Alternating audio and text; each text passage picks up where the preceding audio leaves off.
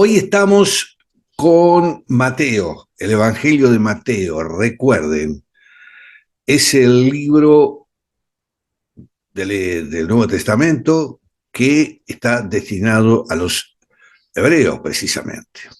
Vamos a ir al capítulo 14 en el día de hoy, capítulo 14. Y bueno, pero antes vamos a pedirle a la hermana Leticia que nos haga una oración para entrar ya en el estudio inmediatamente. Amén. Cerramos nuestros ojos. Bendito Padre, Padre Celestial amado, te amamos con todo nuestro corazón, Señor, gracias por tus bendiciones, Señor amado, gracias por tu amor infinito hacia nosotros, por perdonarnos, por morir en la cruz de Calvario por nosotros, Señor, te bendecimos, te honramos, Señor, te pedimos en esta hora, Señor amado, que tú estés bendiciéndonos en este estudio especial de Mateo, Señor amado, que sea tu Espíritu Santo hablando y no nuestro hermano Mario, sea tu Espíritu Santo, Padre amado, bendiciendo nuestras vidas, Señor amado, porque tenemos sed de ti, queremos aprender más de ti, Señor amado, de tu palabra, Señor, y seguir todo lo que tú nos has puesto en nuestros corazones, Padre amado, de adorarte y de alabarte. Te damos las gracias por todas las cosas, lo dejamos en el nombre de nuestro amado Hijo Jesús. Amén. Amén, amén. Bueno, muy bien. Vamos a esperar porque va a entrar la hermana Ana María también. Allí está.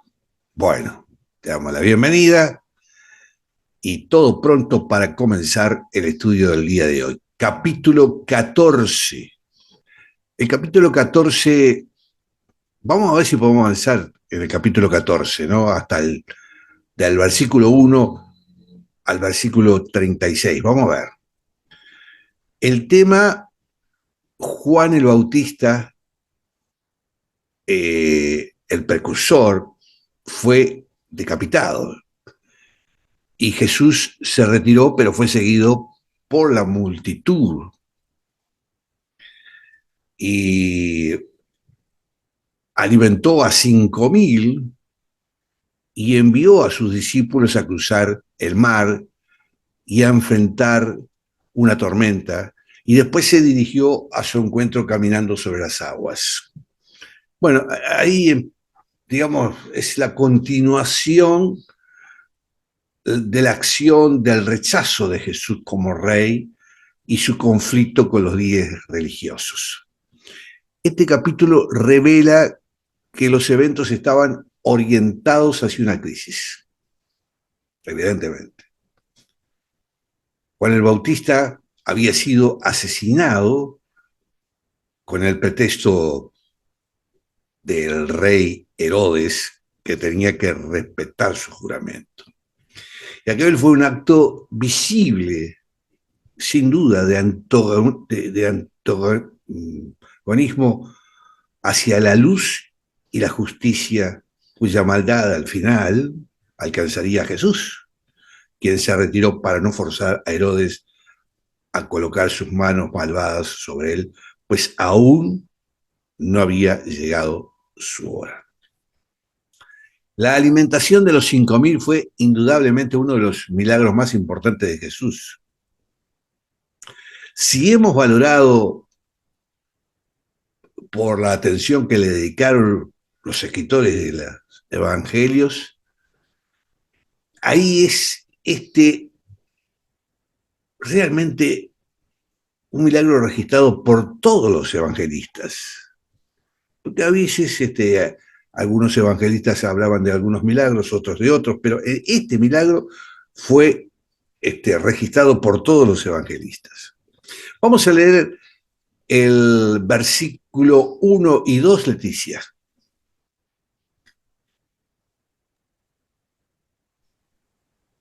Dice así: en aquel tiempo Herodes, el tetrarca, oyó la fama de Jesús y dijo a sus criados: este Juan el Bautista ha resucitado de los muertos y por eso actúan en él estos poderes.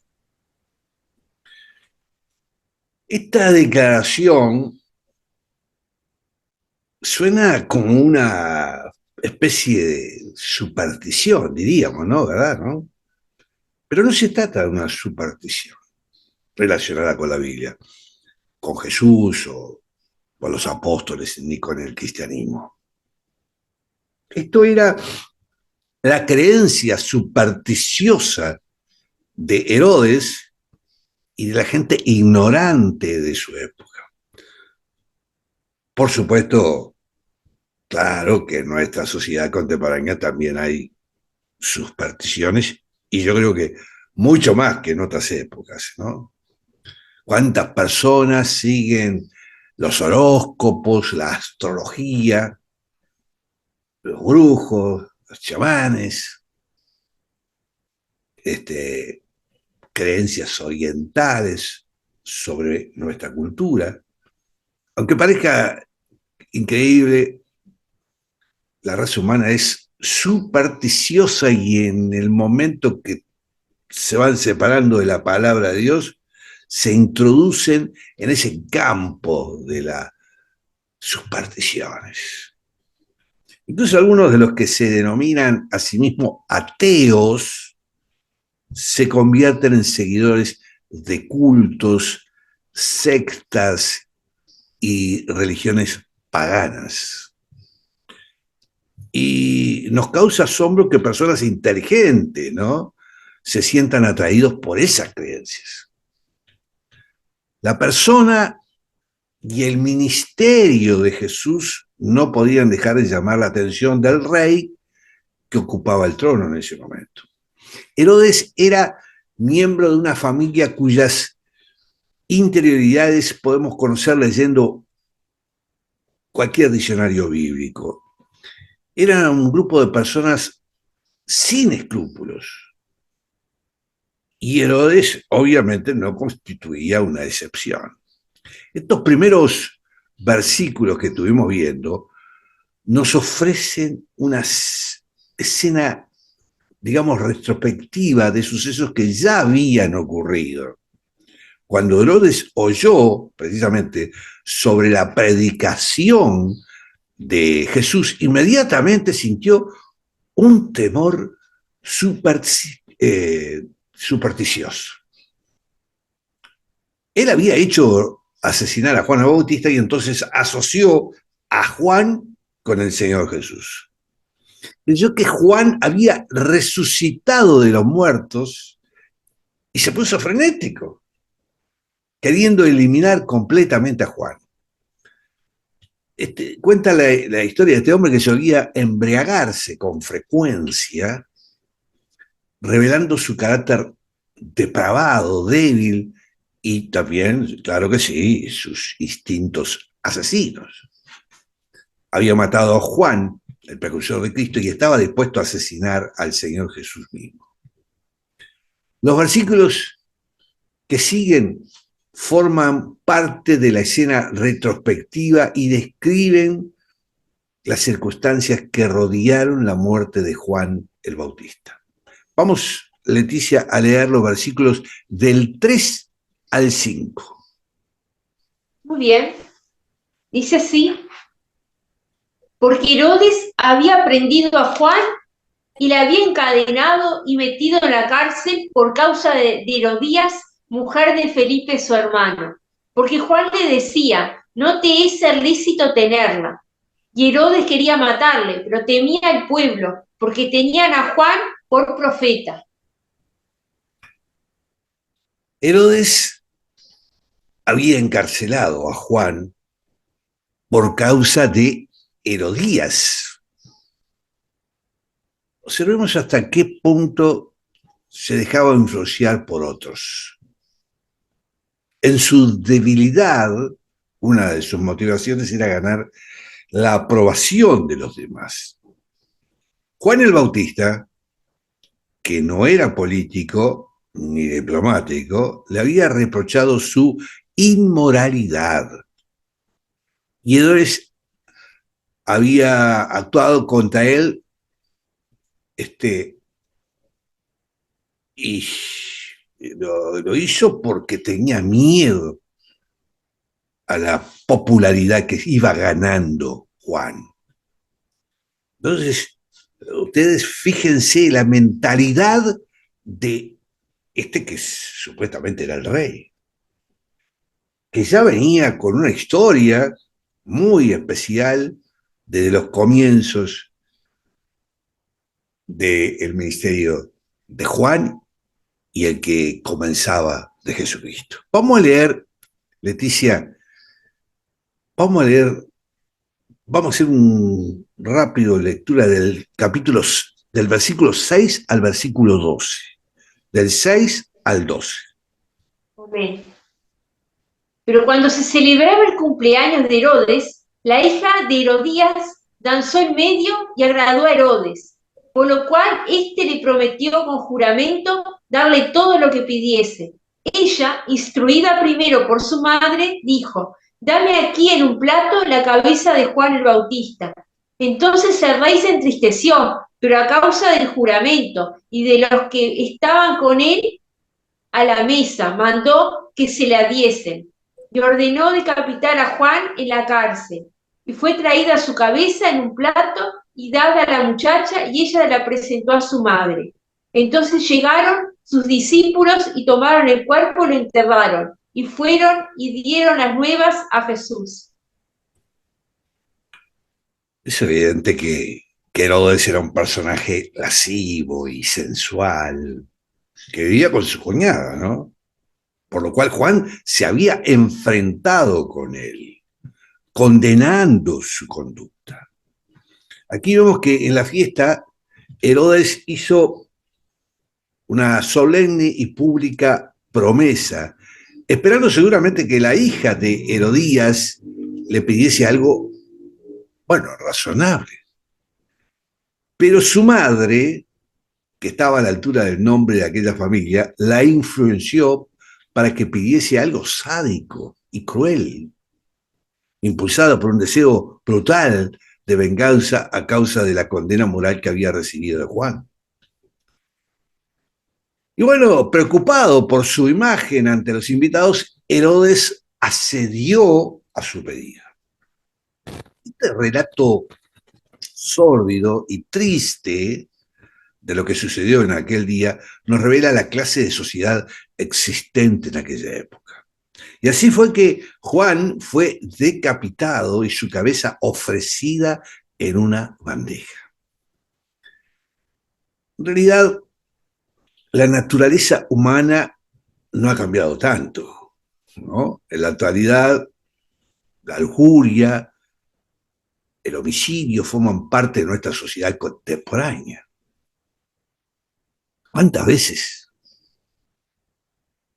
si uno quiere informarse de la noticia, aparece la noticia policial? Bueno, hasta hace poco, acá en una ciudad en donde yo nací, la ciudad de Las Piedras, decapitaron a un hombre también, no hace 2 o 3 días. Es tremendo todo lo que sucede de violencia, bueno, de hechos también depravados. Así que, bueno, la sociedad no ha cambiado, o mejor dicho, ha cambiado para hacer mal todavía. Bueno, vamos a continuar. ¿Y qué pasó con Jesús? Jesús se retiró. Y se retiró a otra región porque sabía que el temor podría inducir a Herodes a realizar una acción temeraria. Porque el Señor le conocía bien y quiso evitar un grave incidente, ya que su hora no había llegado. Vuelvo a insistir en este aspecto. No se retira Jesús por temor a Herodes, sino porque no era la hora del plan de Dios tal como era concebido ese tiempo. Vamos a leer el versículo 13, Leticia. Oyéndolo Jesús, se apartó de allí en una barca a un lugar desierto y apartado, y cuando la gente lo oyó, le siguió a pie desde las ciudades. El Señor cruzó en barco el mar de Galilea, pero la multitud de aquellas ciudades que le había seguido a pie no quería que él se fuese. Y así que caminaron por las riberas y le alcanzaron al llegar al otro lado. Esa actitud nos muestra que Jesús en ese momento había ganado gran popularidad. Pero veamos, versículo 14, Leticia.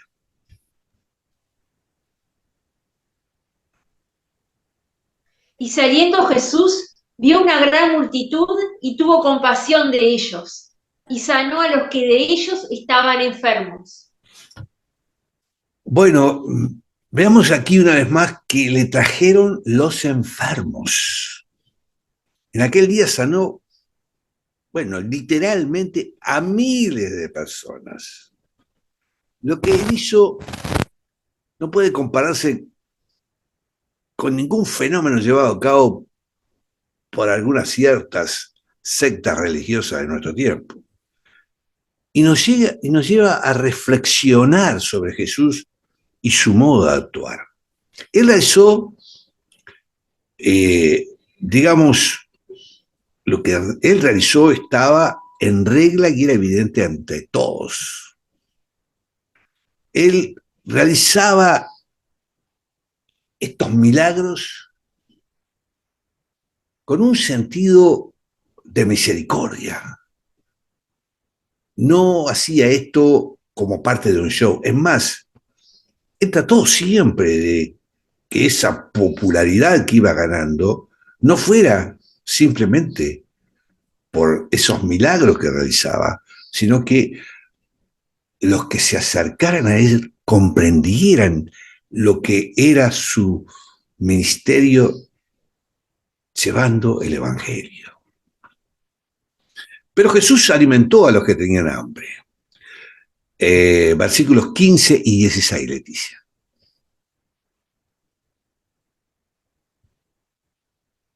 Cuando anochecía, se acercaron a él sus discípulos, diciendo, el lugar es desierto y la hora ya pasada. Despide a la multitud para que vayan por las aldeas y compren de comer. Jesús les dijo, no tienen necesidad de irse, dadle vosotros de comer. Bueno, lo primero que observamos es que los discípulos intentaron aconsejar a Jesús en cuanto a lo que había que hacer. Y su consejo era enviar a la gente a los pueblos. Eran 5.000. Y esa alimentación de los 5.000 fue el único milagro registrado por los 4 evangelios. Y solo por este motivo ya se le considera un milagro importantísimo. Veamos que la respuesta de Jesús a sus discípulos fue, no hay necesidad de que se vayan. Les decía que le dieran ellos de comer. Parecía una orden imposible de cumplir.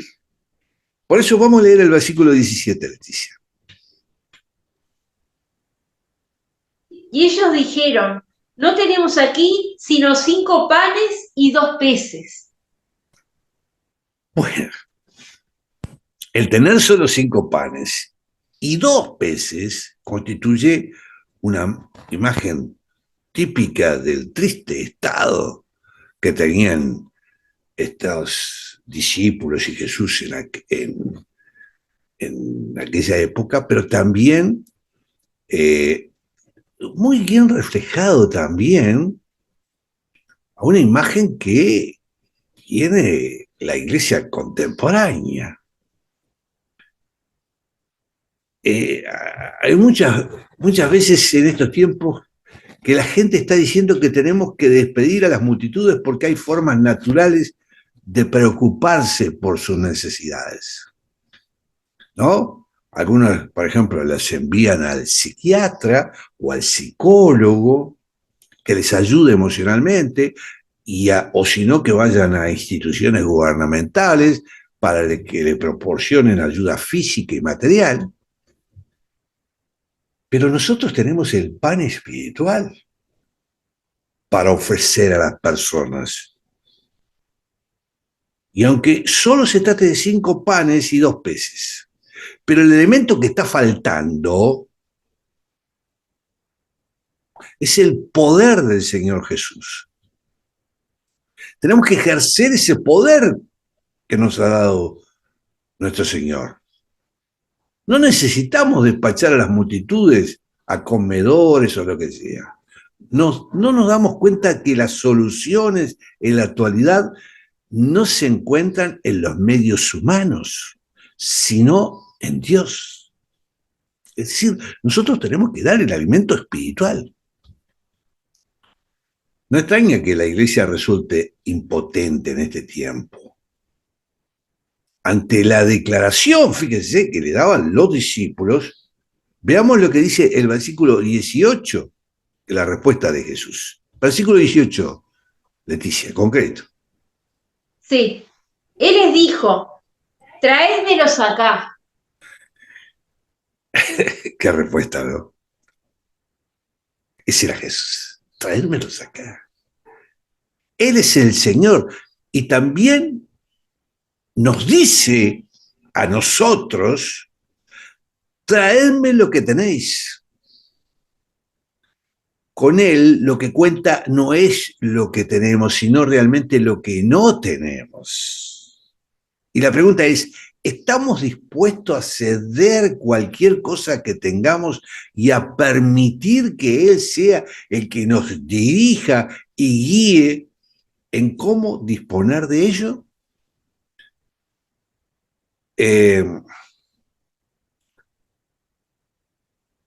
Digamos, había un joven ahí que tenía 5 panes.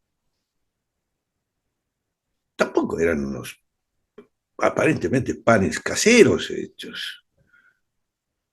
Y habían 5.000, 5 panes y 5.000, que estaban personas hambrientas. Pero aquel muchacho los trajo. Probablemente era la comida que él había llevado para el día. Y podría habérselo comido todo. Pero el Señor los pidió diciendo, traédmelos aquí. Continúa el versículo 19 con el relato, Leticia.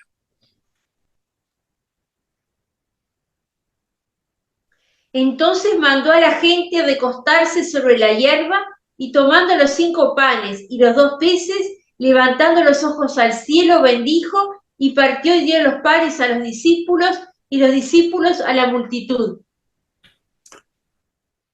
Aquí hay un detalle que no deberíamos pasar por alto. En el relato del evangelista Marcos se nos dice que Jesús hizo sentar a la gente por grupos de 100 y de 50.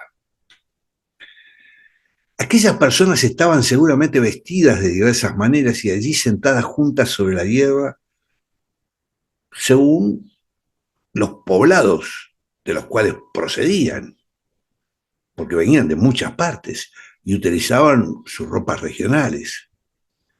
Y seguramente eso hubiera sido una vista increíble, esos 5.000 en la colina. Y el Señor las hizo sentar a estas personas en orden, porque Él procedía siempre ordenadamente. Bueno, después de bendecir los alimentos y partir los panes, los entregó a los discípulos y estos a la multitud. Así fue como aquellos hombres que se habían apresurado a hincar a Jesús lo que había que hacer, se encontraron ejerciendo una tarea de camareros, sirviendo a la multitud. Y esta ha de ser la función y el servicio específico de los apóstoles, de los discípulos, de los predicadores y cristianos en general en nuestro tiempo. Servidores. Tenemos que alimentar a la multitud. A veces surgen muchas personas opinando respecto a cómo deberían hacerse las cosas en una iglesia, ¿no? Y muy pocas están dispuestas a hacerlo. Hoy en día se necesitan muchos servidores como aquellos del tiempo de Jesús, dispuestos a entregar el pan de vida y el pan que es la palabra de Dios. ser testigos de Jesús. Esta es nuestra responsabilidad. Bueno, terminemos con el relato, Leticia, versículos 20 y 21. Y comieron todos y se saciaron, y recogieron lo que sobró de los pedazos, 12 cestas llenas. Y los que comieron fueron como 5.000 hombres, sin contar las mujeres y los niños. Fíjense ustedes que estamos hablando de 5.000, sin contar las mujeres y niños. Por lo general, siempre se ha dado la frecuencia de que son más mujeres que hombres. Y además los niños. Pongamos uno por 5.000, pongámosle 2.000 niños en vez de 5.000 y pongamos 5.000 mujeres. Era una multitud tremenda, tremenda. Bueno, nosotros vivimos en una sociedad que estamos bien provistos de alimentos y nos resulta difícil entender que una gran parte de la población mundial puede haber sido a dormir con hambre esta noche, porque nos falta aquella sensibilidad que Jesús mostró por las necesidades del ser humano. Mucha gente de aquella época tampoco sabía lo que era disfrutar de una comida completa, como muchos disfrutan. En este milagro, que hubiese sobrado 12 cestas llenas indicaba que todos tenían el estómago lleno. Y decimos claramente, había 5.000 hombres, sin contar mujeres y niños. Como decía, podríamos agregar una mujer y un niño por cada hombre. Y ahí estábamos casi en los, más de los 10.000, 12.000, hasta podía ser 15.000.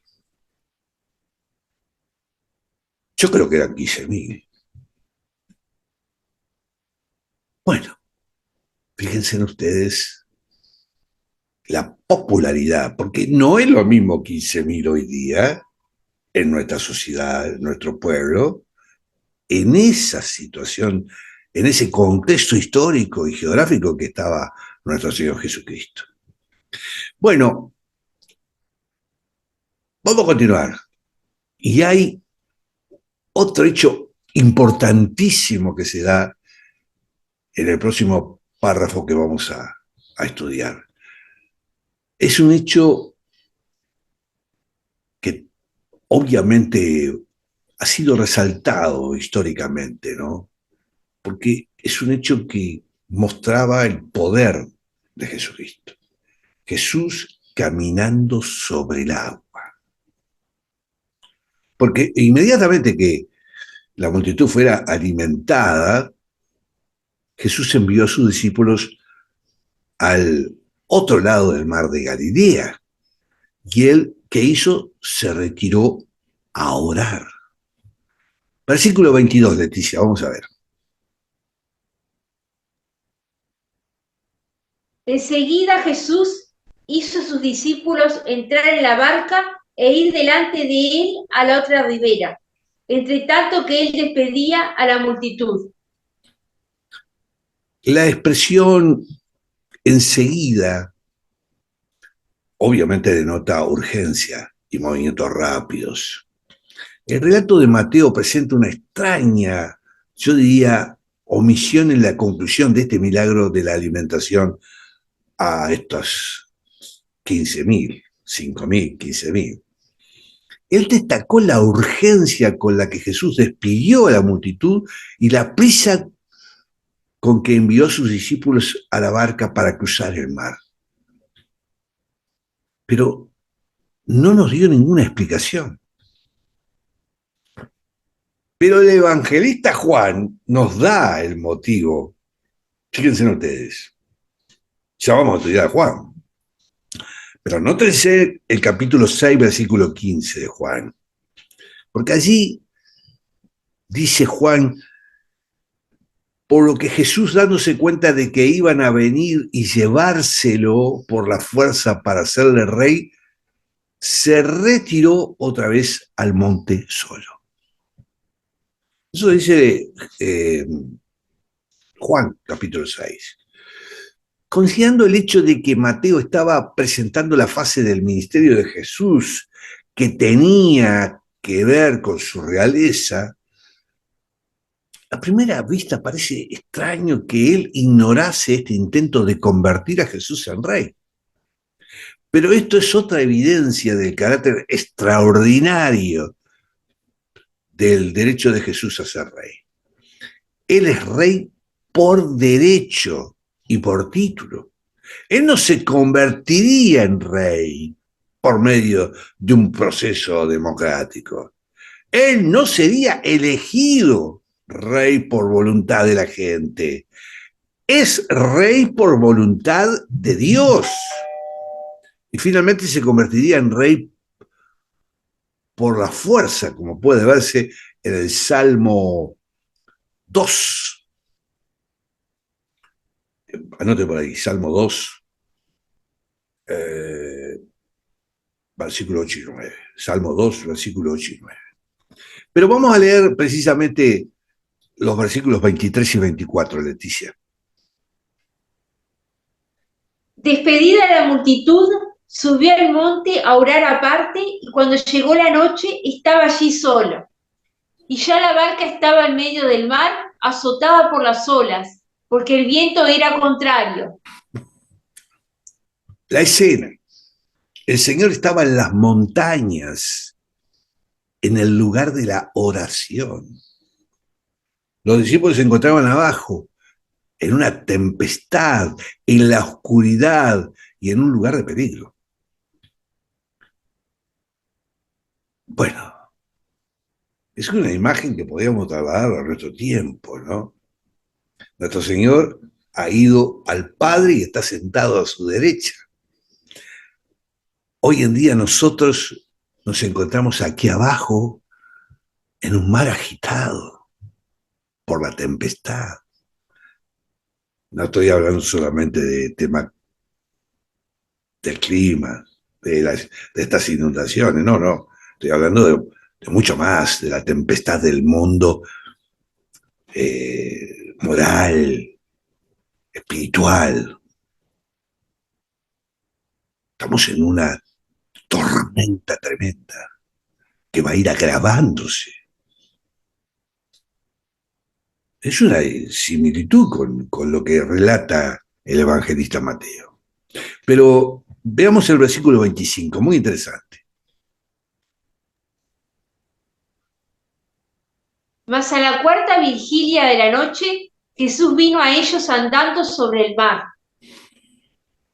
Esto de la cuarta vigilia era la vigilia de la mañana, o sea, desde las 3 hasta que apareciese la luz del día. Y fue cuando el Señor se dirigió hacia sus discípulos caminando sobre el agua.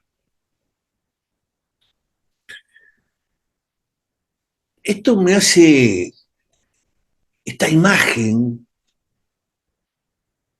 de Jesús yendo a sus discípulos que estaban en la tormenta, bajando de la montaña, me presenta la idea, yo no sé si ustedes la visualizan, del Señor viniendo a recoger a su iglesia. El lucero de la mañana.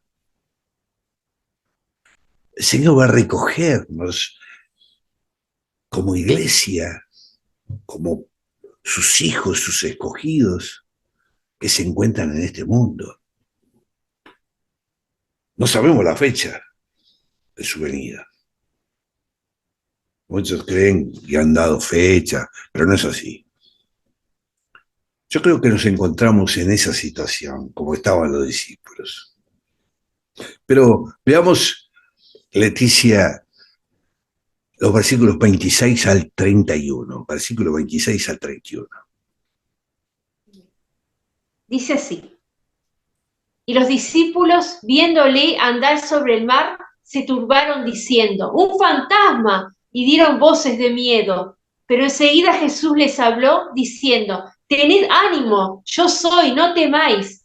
Entonces le respondió Pedro y dijo, Señor, si eres tú, manda que yo vaya a ti sobre las aguas. Y él le dijo, ven. Y él le dijo, ven. Y descendiendo Pedro de la barca, andaba sobre las aguas para ir a Jesús. Pero al ver el fuerte viento, tuvo miedo y comenzando a hundirse, dio voces diciendo, Señor, sálvame.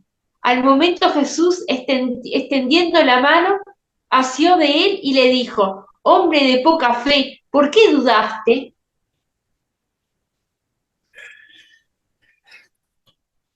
Es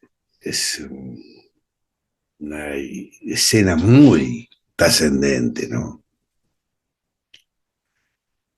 La mayoría de nosotros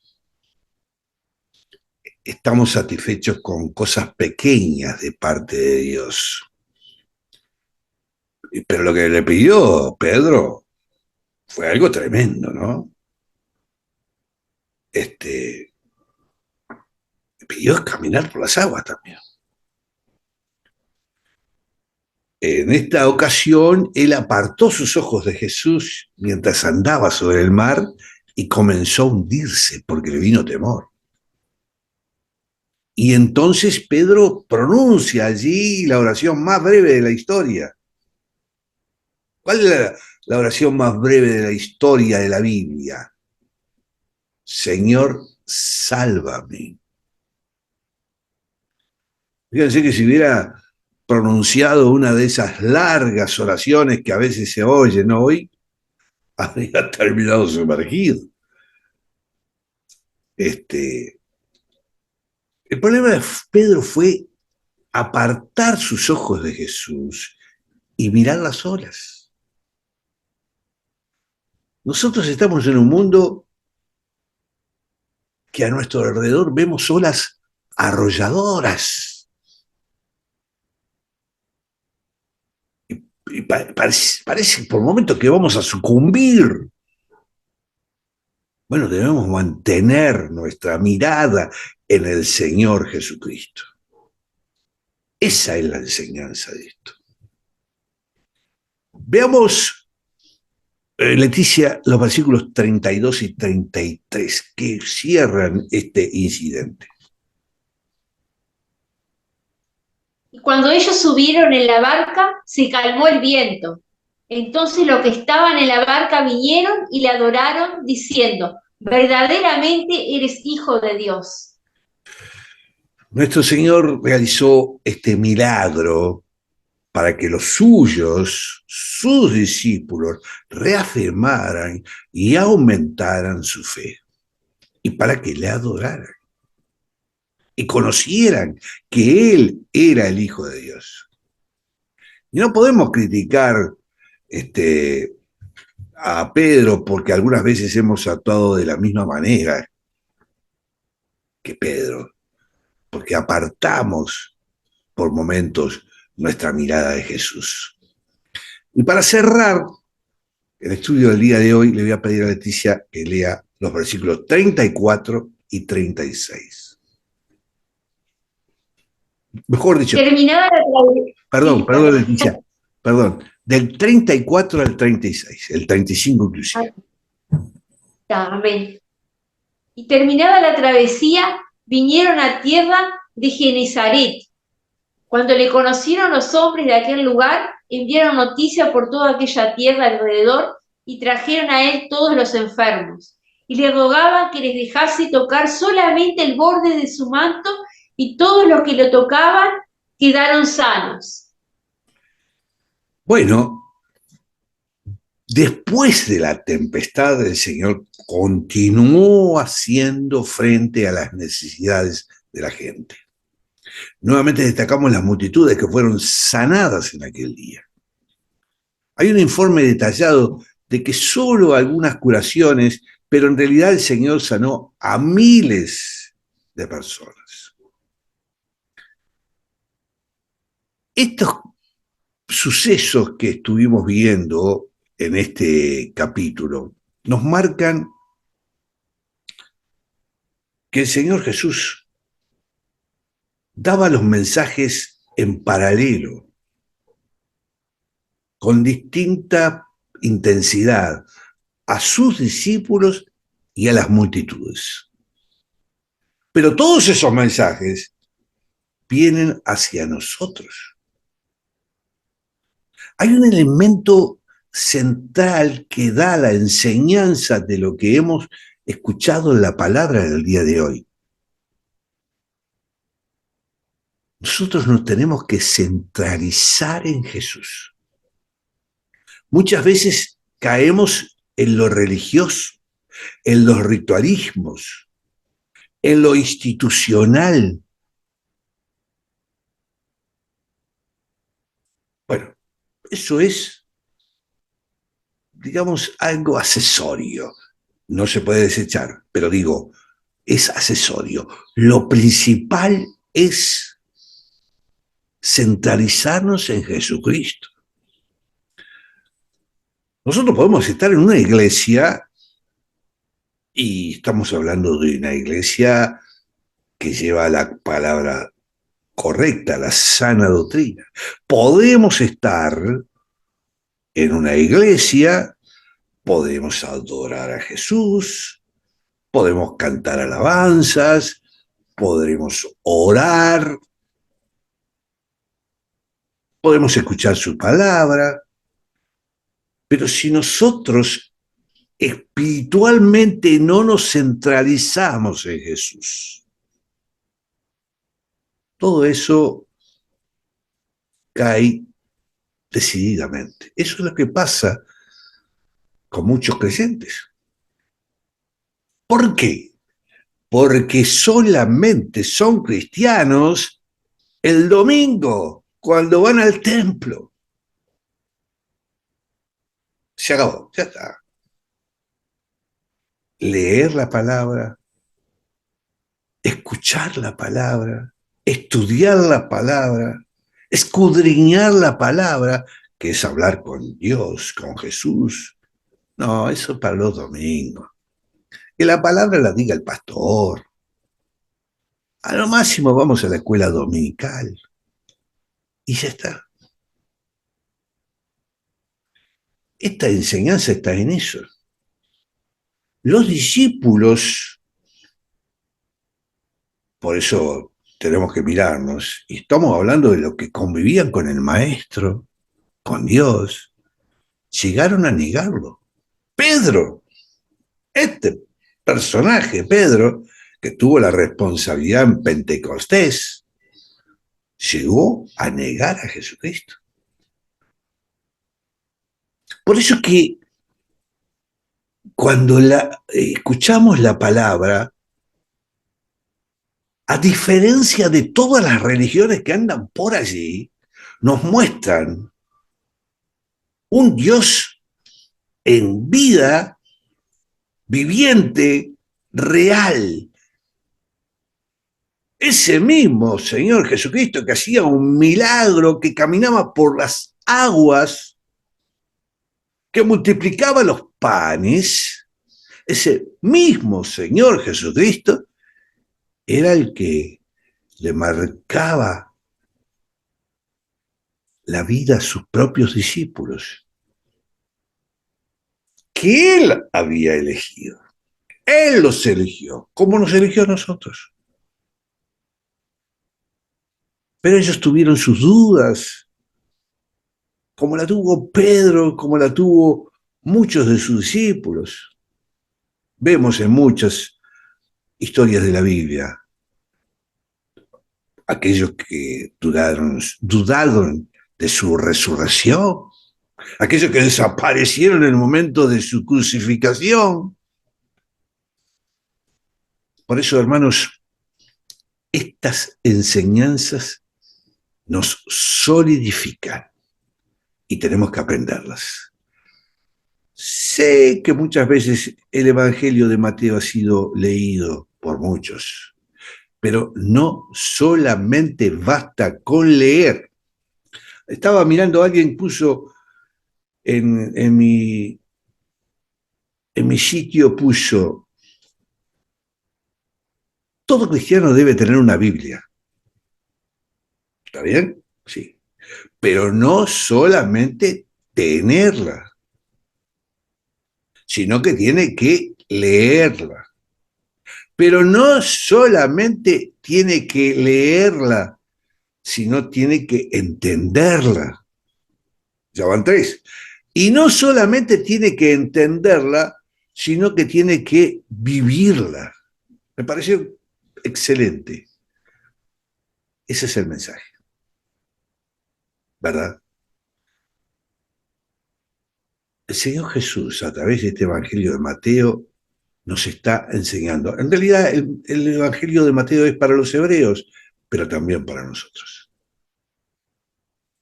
Reflexionemos eso día a día, hermanos, hermanas. Esa es la enseñanza. Bueno, lo dejamos por acá. Les prometo, y es error mío, y lo asumo, que para el próximo estudio vamos a estudiar los versículos que me salteé del capítulo 13. Alguna parábola, como decía la hermana Leticia, lo vamos a, antes de comenzar el capítulo 15, a ponernos al día de esos versículos que salteamos. Yo pensé que habíamos estudiado todo el capítulo 13. Fue error mío, así que lo asumo. Bueno, ¿alguna cosita, Leticia? ¿Todo bien? ¿Qué te pareció? Tremendo, impresionante lo de los 5.000, más de 5.000 solo los hombres. Yo sacaba usted, hermano, la cuenta y yo pensaba, qué fuerte, qué cosa tan fuerte, Sí, es impresionante. yo creo que ya eran 15.000.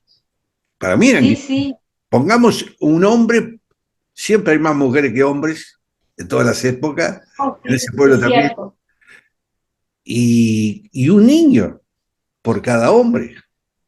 A veces Mm, podría haber 2 o 3 niños, familias que... sí. Bueno, 15.000 mínimo. Es Y decir, después también, sí, y después también me llamó mucho la atención de Pedro, como Pedro le falló varias veces al Señor, ¿no? Pero aún así Dios le amaba profundamente y sabía que era por debilidad humana de él, ¿no? No lo hacía, no tenía maldad realmente, era un miedo de algo que, ¿no? Externo, así, a él, ¿no? Algo que, bueno, pero es impresionante, sí, lo de Pedro es muy parecido a nosotros. por eso, sí, Muy es cierto, parecido. Nosotros nos parecemos mucho a Pedro. Este, sí, y por eso a veces hay muchos que a lo largo de la historia del estudio bíblico han criticado a Pedro y, bueno, sí. miremos al espejo nosotros también. Claro, claro. ¿Cuántas veces cerramos los ojos? ¿Cuántas veces nos desviamos de esa centralidad en Jesucristo? Es cierto, Tenemos sí. que admitir y Y cómo arrepentir. el Señor te usa, cómo Es- Dios te usa igual, ¿no, hermano? Exacto, Cómo exacto. Dios te usa igual, Porque, te prepara de tal manera, claro, porque Él sí, eligió a los discípulos. Entonces, por más que tuvieran esas situaciones, esos baches como tenía Pedro y algún otro, y nos pasa lo mismo a nosotros. Él nos eligió, a amén, veces le desobedecemos. Bueno, como hemos desobedecido a nuestros padres, también desobedecemos a nuestro Padre Celestial. Y ahí claro, está claro, lo que tenemos que madurar y crecer asumiendo la responsabilidad. Es nuestra responsabilidad.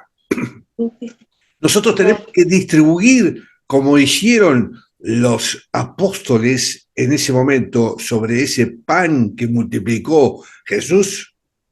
Tenemos que mm, distribuir nosotros el pan espiritual. Tenemos que hacer amén, el pan espiritual, ser testigos amén. de Cristo. Bueno, Y cómo Dios lo usó, ¿no? A Pedro, porque después de que Jesús resucitó, fue usado grandemente, llevaba la palabra y sanaba y enfermo en el nombre de Jesús, ¿no? Y cómo Señor tan grande lo hizo tan grande, ¿no? A los otros discípulos. Sin exacto, ser a que le entregó, los demás discípulos fueron y todos muertos al final, menos Juan, ¿no, hermano? Que Exacto, todos los demás discípulos fueron todos perseguidos y muertos, matados, exacto. Sí, ahí va. Bueno, vamos a agradecerle a nuestro Señor Jesucristo con una oración para cerrar este estudio del día de hoy. Esperando que todos nuestros hermanos que hoy no pudieron estar con nosotros, eh, luego puedan continuar el estudio a través de nuestro sitio de YouTube, donde va a subirse próximamente ya, como lo está haciendo la hermana Ana María, estas clases. Cerremos nuestros ojos. Gracias, Señor. Gracias. Estábamos hambrientos y tú nos alimentaste. Estábamos hambrientos espiritualmente y tú nos diste tu palabra. Tú tomaste cada frase de tu palabra y la distribuiste en la Biblia a través de tus discípulos, los apóstoles. Y llegaron hacia nosotros, Señor, y nos alimentaron y saciaron esa hambre espiritual. A veces, Señor, no somos agradecidos. Recibimos tanto de ti, porque recibimos tu gracia, tu salvación a través de tu sangre. Y a veces no lo agradecemos. Perdónanos, Señor. Pero tú nos has marcado claramente tu camino. Tú, Señor, estás allí en el templo celestial y nosotros acá en la tormenta de este mundo, esperándote para que aparezcas como apareciste a tus discípulos caminando en las aguas. Ese día será el día más glorioso, Señor. Ansiosos estamos. Cada día más cerca. Cada día que pase, estamos más cerca tuyo, Señor.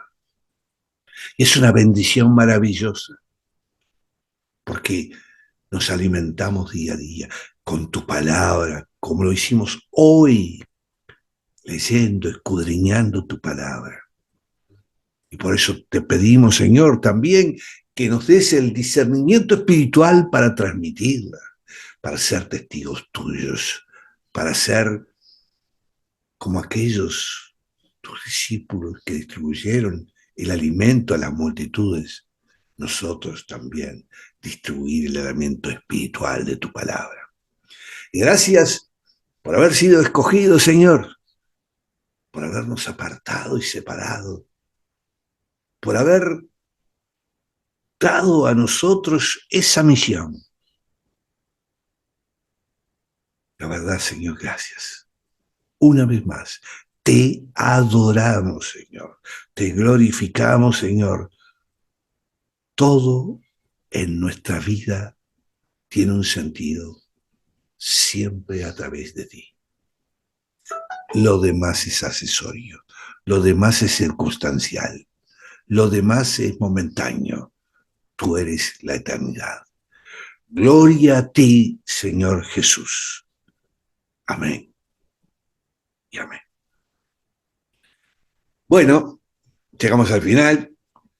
Les pido disculpas entonces porque quedamos un poquito desfasados, pero el próximo estudio, el martes que viene, no, el jueves que viene vamos a estudiar esos versículos que nos quedaron del capítulo 13 y comenzaremos el capítulo 15.